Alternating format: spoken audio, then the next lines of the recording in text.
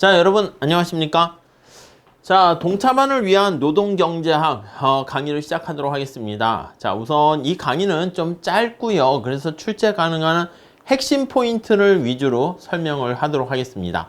자, 우선 교재를 보시면 챕터 1장의 노동경제학부터 우리가 진도를 나갈 건데요. 속도가 좀 빠릅니다. 빠른데 1차 때 경작을 했거나 경작 베이스가 있으신 분들은 아마 좀 어렵지 않게 쉽게 따라올 수 있을 것 같고요. 그렇지 않은 분들은 약간 뭐라고 할까? 연기 강의라고 할까? 경작의 기초적인 내용을 우리가 준비해서 좀 따라오시면 좋을 것 같습니다. 자, AI에게 노동경작을 공부하는 밝은 희망찬 학생의 모습을 그려줘 했더니 이렇게 열심히 공부하는 모습을 그려주고 있습니다. 여러분과 같은 모습이에요. 열심히 공부하셔서 쉽게 빨리 합격하셨으면 좋겠습니다. 자, 우리 교재 앞에 보시면 목차가 있고요. 제일 앞에 고득점 답안 작성 방법 이렇게 나와 있거든요. 첫 강의니까 간단하게 말씀드리면, 자, 우리가 노경에서 답안을 어떻게 작성을 해야 됩니까? 라고 하면은요, 이게 경작에서 뭐 정답이 있지는 않습니다. 묻는 말에 답을 잘 정확히 쓰고요. 중간에 설명을 할 때, 그쵸, 그래프라든가 수식이라든가 말을 잘 버무려서 쓰면 될 것 같습니다. 자, 그래서 다시 말씀드리면 문제가 있을 거예요. 문제가 있어요. 문제가 이렇게 출제가 되면 이 문제에서요, 요즘은 묻는 게 정해져 있거든요. 이렇게 뭘 쓰세요? 이렇게 나와 있어요. 그럼 문제를 잘 보셔야 돼. 문제를 잘못 보시면 안 돼요. 관심사가 되는 두 변수 간의 관계가 무엇인지 이렇게 나오게 되면 이걸 가지고 여러분들은 이렇게 답안지에다가 써 주셔야 되는데, 쓰는 방법은 간단합니다. 개인적으로 생각했을 때는 여기 앞에 1 해가지고 약간 서론이라 할까, 뭐라고 할까, 뭐 개요라고 할까, 이걸 좀 언급을 해주면 좋을 것 같아요. 아니면 문제에서 출제자가 묻고 있는 내용이 뭔가, 목표가 뭔가, 뭐에 대해서 쓸 것인가, 요거를 인트로 측면에서 좀 써주세요. 그래서 출제하신 분께서 여기 문제가 뭐뭐뭐에 대해서 논하는 거다. 길게 쓸 것도 아니고요. 나는 뭐뭐뭐뭐에 대해서 답변을 하겠다. 나는 문제를 이렇게 해석했고 이렇게 쓸 것이다. 라고 정리해 주시면 되겠고, 나중에 특히 우리가 진도 뒤에 나가면 할 텐데 경작에서는 우리가 최적 선택이라는 걸 보게 될 겁니다. 어떤 거에 대한 최적 선택이다 라고 하면 이 최적 선택은 좋은 거는 극대화하고 나쁜 거는 극소화하는 겁니다. 그래서 맥시마이제이션 하거나 미니마이제이션 하거나 이렇게 되는 게 바로 최적 선택이죠.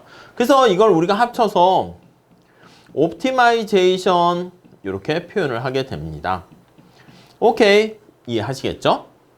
다음에 두 번째, 요걸 쭉 해서 뭘 쓰겠다 한 다음에 본문 내용을 쓰셔야 돼. 본문에서는 앞에서 얘기했던 것들을 뭐뭐뭐를 쓰겠다라고 보시면 되는데, 자, 본문을 서술하는 방법은요, 우리가 차차 뒤에서 얘기하겠지만 세 가지 방법에 의해서 접근하시면 좋겠습니다. 저는 삼위일체 접근법이라고 얘기를 하는데요. 제가 만들었어요. 뭐냐면 이렇게 세 가지의 산발이의 기반을 둬가지고 우리가 접근을 할 수가 있어요. 자, 우선 첫 번째 뭐가 있냐면 말로 쓰는 게 제일 중요합니다. 서술적으로 접근하는 게 사실은 제일 중요해요. 근데 우리가 경작에서 그래프나 수식을 쓰는 이유는 어떤 내용이 길어졌을 때 말로 설명하기가 되게 어렵거든요. 그리고 스토리가 길면 우리가 수능에서 뭐 언어 영역 지문 같은 거 보면 지문이 말로 돼 있는데 우리나라 말인데 무슨 말인지 잘 모르잖아. 그거를 중간중간에 수식이나 아니면 그래프를 통해 가지고 좀 뭔가 이해하기 쉽게 조감을 시키는 겁니다. 자, 그래서 말로 하고 아니면 그래프를 이용합니다. 이렇게. 아니면 적절한 수식을 이용해서 설명을 하게 됩니다. 오케이. 그래서 이 세 가지 방법으로 여기 답안을 잘 서술하시면 충분하게 됩니다. 오케이. 이해 가시겠죠? 그 다음에 여기서 이제 끝인데 세 번째 이제 결론이라고 할까? 결론이라고 할 거는 아니고 이제 앞에서 얘기했던 거에 대한 요약이라고 할까? 앞에 서론과 관련된 약간 앞에 나와 있는 핵심을 앞에다 딱 적어주면 좋긴 한데, 앞에서 내가 뭐뭐뭐뭐에 대해서 양과식이지 쓰겠다라고 했으면 그거에 대한 내용을요 한 번 더 이렇게 설명을 해주는 거야. 저자분이 출제하신 분이 이렇게 뭐뭐뭐에 대해서 쓰세요 했으니까 여러분들이 답안에다가 당신이 말씀하신 요런 채점자가 말씀하신 내용에 대해서 잘 쓰면 결론이 이렇게 됩니다 라고 얘기를 매듭 지어주면 되는 거죠. 별거 없어요. 근데 사실 이것도 올드한 스타일이고 요즘 스타일은 됐어 그냥 묻는 거에 대해서 써버리면 됩니다. 목차 없어도 돼요. 근데 문제는 뭐냐면 여러분들이 나중에 예시 답안과 최고 답안 등등 제가 제시를 해줄 텐데 목차가 만약에 없잖아? 그러면요 책이 신문같이 신문에도 중요한 내용은 우리가 옆에 나와 있는 것처럼 목차 없이 써버리게 되면은 내용을 읽고 싶지가 않습니다. 그리고 이게 핵심이 빡 들어오지가 않아요. 그렇기 때문에 우리가 살짝 이렇게 간단한 목차를 잡아가지고 쓰시면 좋지 않을까 합니다. 자, 그리고 답안과 관련해서 몇 가지 거기 포인트 있는데 좀 보세요. 여러분, 글을 쓰다가 틀린 게 있잖아. 이렇게 하다가 아이고 틀렸다. 그럼 막 이렇게 X를 하시는 분이 있는데 그러면 좀 별로 좋지 않습니다. 거기 나와 있는 것처럼 그림 전체에 대해서 그림을 나타냈을 때 잘못 그린 것 같다. 그러면 이렇게 그래프일 때는 이렇게 여기 나와 있는 것처럼 이런 식으로 X를 크게 해주시거나 아니면 취소선을 이렇게 두 줄로 써주시면 좋지 않을까 합니다. 그리고 두 번째는 경작에서 이렇게 그래프가 들어간다고 그랬잖아? 그래프가 있게 되면 이 그래프를 그렸을 때 옆에다가 이런 식으로 뭔가 그래프에 대한 해설을 좀 써주면 좋습니다. 이게 공급곡선, 수요곡선, 그리고 노동이고 임금이고 이렇게 돼 있고 요거에 대한 그래프에 대한 설명을 조금 부연 설명을 써주게 되면 좋아요. 여러분들이 갖고 계신 모든 교과서 같은 것도 보면 그래프 밑이나 옆에다가 간단한 포인트 내용, 핵심되는 내용을 적어주는 경우가 있거든요. 그래서 그래프를 가운데다가 크게 그리신 다음에 그 안에다 쓰셔도 되고요. 그래프를 약간 왼쪽으로 치우치게 한 다음에 내용을 써주셔도 되고요. 다음 세 번째는요. 바로 답안을 작성하지 마시고 제가 요거 얘기했잖아. 앞에 서론이나 개요나 요거에 대해서 좀 써주시죠.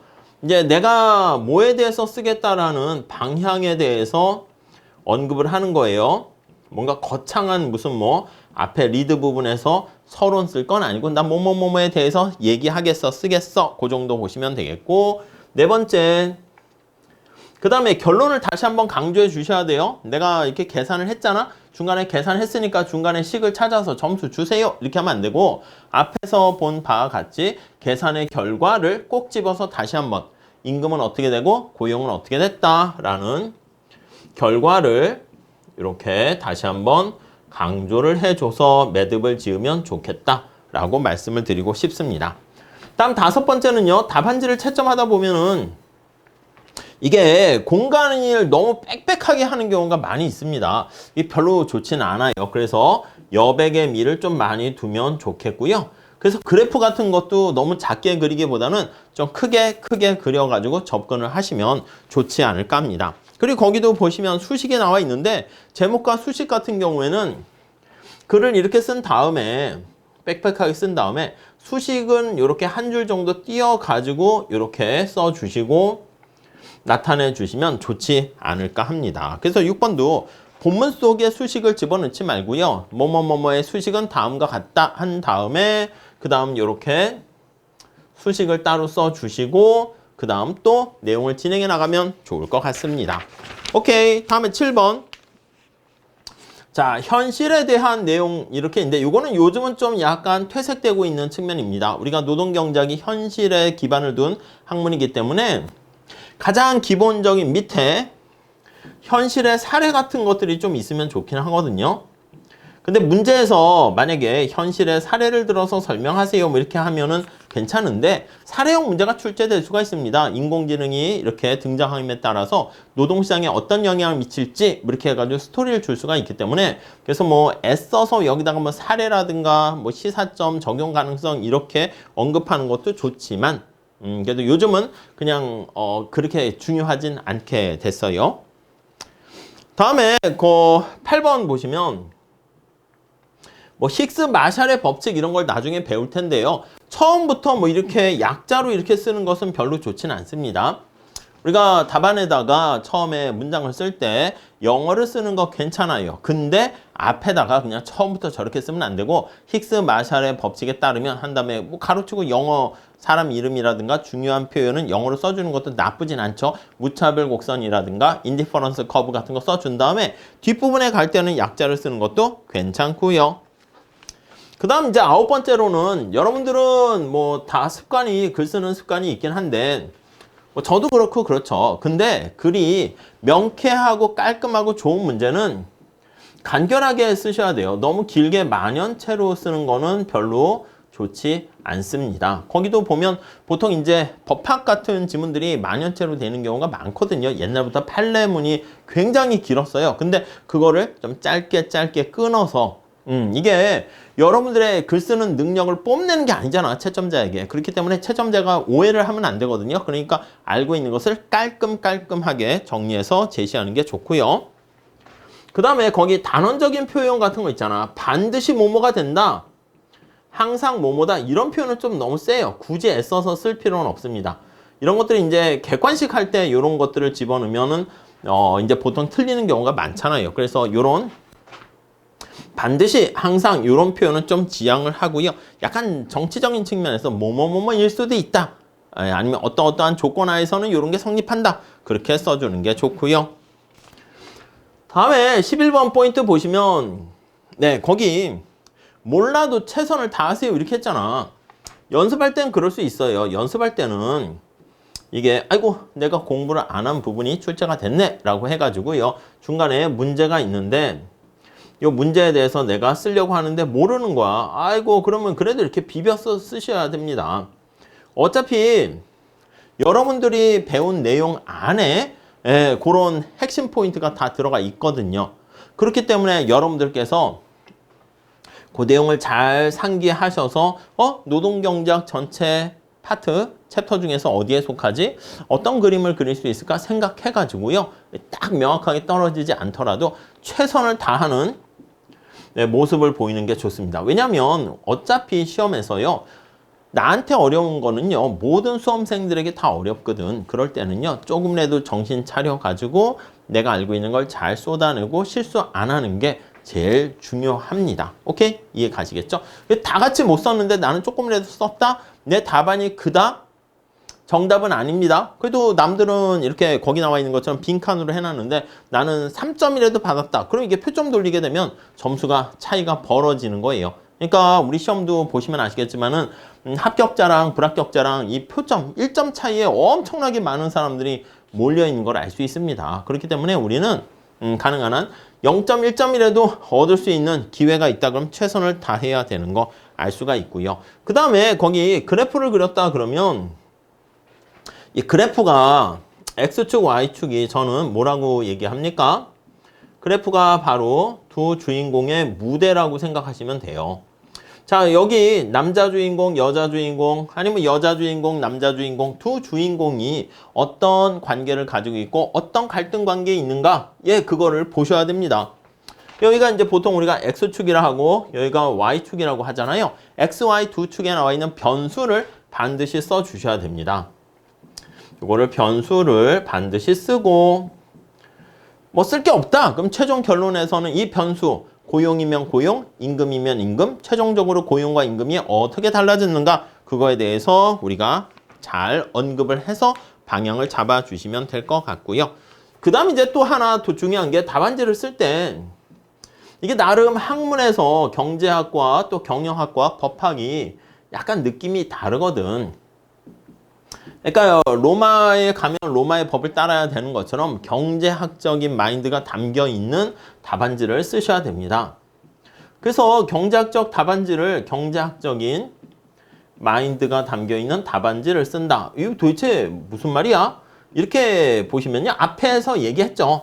물론 정답을 딱 쓰면 좋은 건데 그래프를 이용하고 수식을 활용해가지고 그리고 우리가 이거 접근하는 방법에서는 그래프와 그리고 수식과 이런 것들.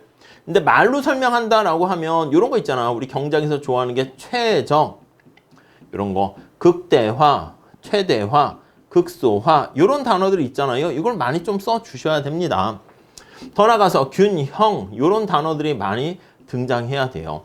그리고 뭐 효용 이런 얘기라든가 비용 이런 얘기가 많이 들어가고요. 또 이왕이면은 선택을 할 때 한계라는 원리를 이용한 선택 이런 단어들이 잘 담겨 있으면 그게 경제학적 마인드가 담겨 있는 답이다 이렇게 보시면 되겠고요. 요즘은 좀 줄었는데요. 초창기에 강의할 때는 한자를 쓰시는 분들이 있어요. 근데 쓰지 마세요. 한자. 요즘 교수님들이 한자를 또 못 읽는 분들도 계실 수 있기 때문에 쓴다라고 했는데 거기도 보면 총 비용 중에서 이거 별로 좋은 거 아니지. 좀 어려운 한자도 아니고요. 그러면 차라리 안 쓰는 게 낫습니다. 그 다음에 문장 같은 거, 수식어 같은 게 어떤 걸 수식하는지 좀 정확하게 해주시고 중간중간에 이렇게 수식을 이용해서 우리가 접근을 한단 말이지. 수식을 썼으면 중간에 이렇게 점점점 해가지고 이렇게 1번 이런 식으로 좀 써주는 것도 괜찮습니다. 오케이? 그래프도 그래프 밑에다가 이름을 달고 수식 써주고 이런 것들 하시면은 좋지 않을까 합니다.